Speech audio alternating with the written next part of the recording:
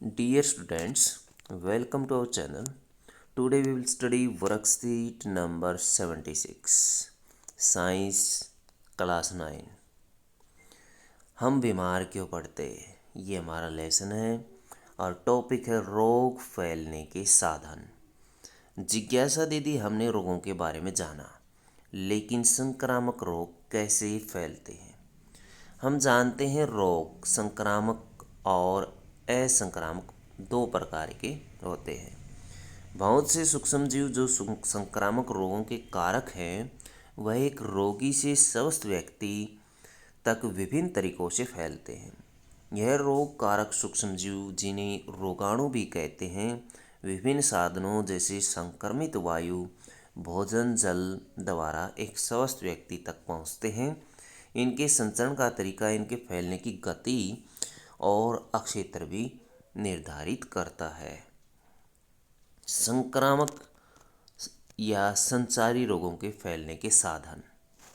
संक्रामक रोग विभिन्न साधनों, तरीकों और माध्यमों से एक रोगी से स्वस्थ व्यक्ति तक पहुंच सकते हैं। ये देख सकते हैं संक्रमित वायु के द्वारा, और ऊपर ये साइड में चित्र भी दिया गया है। इस चित्र की मदद से भी आप देख सकते हैं कैसे फैलते हैं। जैसे हाथ मिलाने से संक्रमित व्यक्ति के माध्यम से फैल जाते, वायु के माध्यम से कैसे फैलते, भोजन के माध्यम से, ये चित्र में दिखाया गया है।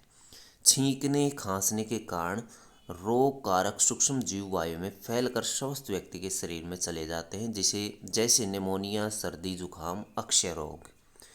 ये जैसे जुकाम हम ले लेते हैं, जुकाम जब जुकाम के अंदर छींक आती है तो बैक्टीरिया वायु में फैल जाते हैं, और वो सूक्ष्म जीव क्या करते हैं, फिर वायरस की वजह से होता है जुकाम, बैक्टीरिया की वजह से नहीं होता। ऊपर बैक्टीरिया बोल दिया है तो इसको सुधार लें।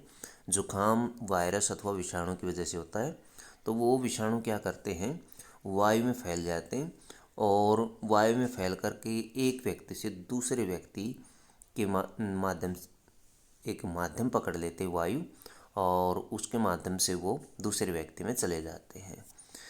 इस तरह से एक दूसरे स्वस्थ व्यक्ति को भी जुकाम हो जाता है। तो जुकाम एक संक्रामक बीमारी की तरह काम करता है। इसी तरह से अक्षय रोग अथवा टीबी है। टीबी में भी इसी तरह से जो होते हैं सूक्ष्म जीव, वो दूसरे व्यक्ति में चले जाते हैं। जल और भोजन के द्वारा रोगाणु हमारे शरीर में संक्रमित जल और भोजन द्वारा प्रवेश कर जाते हैं, जैसे हैजा, पेचिश आदि।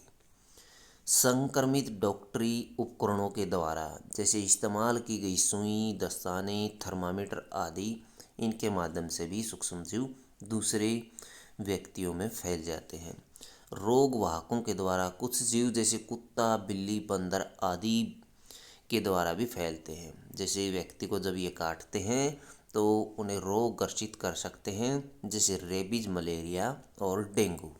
मलेरिया और डेंगू मच्छर से होते हैं। मच्छर से होने वाली बीमारी, जब मच्छर व्यक्ति को काटता है। लैंगिक संपर्क द्वारा सिफिलिस, एड्स आदि रोग एक संक्रमित व्यक्ति से स्वस्थ व्यक्ति के साथ लैंगिक संपर्क आने से होते हैं, और यह अन्य कारणों से भी हो सकते हैं। संक्रमित व्यक्ति द्वारा इस्तेमाल की गई वस्तुओं का स्वस्थ व्यक्ति द्वारा उपयोग, जैसे खाना, कपड़े इत्यादि। उदाहरण के लिए जैसे त्वचा रोग होते हैं, कपड़े के द्वारा फैल जाते हैं। स्कैबिज इत्यादि जो रोग होते हैं, त्वचा रोग होते हैं, वो संक्रमित व्यक्ति के कपड़े पहनने से अथवा यूज़ करने से फैल जाते हैं। जैसे इस चित्र में आप देख रहे हैं, चित्र में देखिए, ये व्यक्ति बीमार व्यक्ति है, इन्फेक्टेड व्यक्ति है। संक्रमित व्यक्ति सीधे ही सांस लेता वायु में, और इसी के माध्यम से सूक्ष्मजीव वायु में चले गए, और इसी वायु में दूसरा स्वस्थ व्यक्ति सांस लेता है, तो ये रोग इसको भी हो जाता है।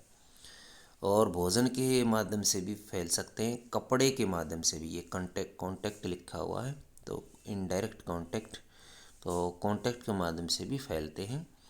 जैसे स्वस्थ व्यक्ति में ये कुत्ते के द्वारा जैसे रेबीज होता है, रेबीज का वाहक होता है, तो अगर ये इसको काट ले तो मच्छर और मक्खियों के द्वारा भी रोग फैलते हैं। आगे एड्स। एड्स का पूरा नाम होता है एक्वायर्ड इम्यूनो डेफिशिएंसी सिंड्रोम। ए से एक्वायर्ड, आई से इम्यूनो, डी से डेफिशिएंसी और एस से सिंड्रोम। कारक होता है रेट्रोवायरस HIV। इसका कारक होता है रेट्रोवायरस HIV। इम्यून डेफिशिएंसी इम्यूनोवायरस, इसका इसका पूरा नाम है। संसरण का कारण होता है लैंगिक संपर्क। रक्त संक्रमण, लैंगिक संपर्क यानी यौन संबंधों के माध्यम से ये फैलता है। रक्त संक्रमण एक संक्रमित व्यक्ति का रक्त दूसरे व्यक्ति को चढ़ाने से ये फैल सकता है। संक्रमित इंजेक्शन ब्लड के प्रयोग से। संक्रमित इंजेक्शन यानी ऐसे व्यक्ति को इंजेक्शन लगाया गया है जिसको एड्स है और उसी सुई का प्रयोग दूसरे व्यक्ति पर कर दिया जाए तो ये उस व्यक्ति को भी हो सकता है। संक्रमित माँ से उसके गर्भ में पल रहे बच्चे को भी हो सकता है। अगर किसी लेडीज़ को एड्स है तो उसके गर्भ में यदि बच्चा है तो उस बच्चे को भी ये हो सकता है। इसके उपाय अथवा निवारण क्या है? संक्रमित रक्त कभी न चढ़ाएं। रक्त के स्थानांतरण से पहले उसकी HIV जांच अवश्य कराएं। एक व्यक्ति के प्रयोग के बाद सुई को नष्ट कर दिया जाए। दाढ़ी बनाने के लिए नए ब्लेड का प्रयोग किया जाए। और कई ऐसे तरीके हैं जिसके माध्यम से, अन्य तरीकों के माध्यम से भी ये फैलता है।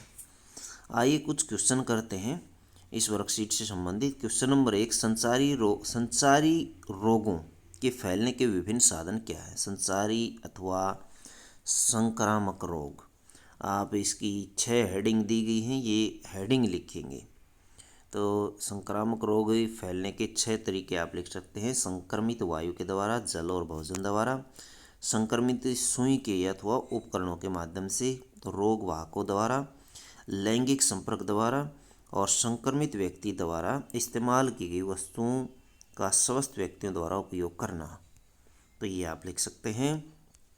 क्वेश्चन नंबर 2, वायु, जल और रोग वाहकों द्वारा फैलने वाले रोगों के दो उदाहरण दीजिए। तो वायु, जल, ये है हमारे पास वायु के द्वारा सर्दी, जुखाम, अक्षय रोग, निमोनिया। भोजन के द्वारा, जल और भोजन के द्वारा हैजा, पेचिस। और रोग वाहकों के द्वारा रेबीज, मलेरिया और डेंगू। ये एग्जाम्पल आप इसमें लिख सकते हैं। दो एग्जाम्पल लिख दें। आगे है एड्स का पूरा नाम बताइए। एड्स का पूरा नाम यहाँ एक्वायर्ड इम्यूनो डेफिशिएंसी सिंड्रोम ये दिया गया है, ये लिख सकते हैं। एड्स से बचने के विभिन्न तरीके बताइए। प्रश्न नंबर 4 है। विभिन्न तरीके ये दिए गए। निवारण में दिया गया संक्रमित रक्त न चढ़ाएं, सुई का प्रयोग न करें और नए ब्लेड का प्रयोग करें। तो इस तरह से ये 3 तरीके आप एड्स से बचने के लिए लिख सकते हैं। तो बच्चों ये थी आपकी साइंस की वर्कशीट नंबर 7-6। वीडियो अच्छी लगे तो लाइक करें, हमारे चैनल को सब्सक्राइब करें।